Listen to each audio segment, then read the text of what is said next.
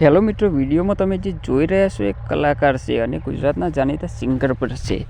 એમનો એક વિડીયો હાલ સોશિયલ મીડિયામાં અને ઇન્સ્ટાગ્રામમાં ધૂમ મચાવી રહ્યો છે અને એ વિડીયોના કારણે એને જોરદાર પબ્લિસિટી મળી છે અને સોશિયલ મીડિયામાં બહુ વાયરલ થઈ રહી છે કલાકાર.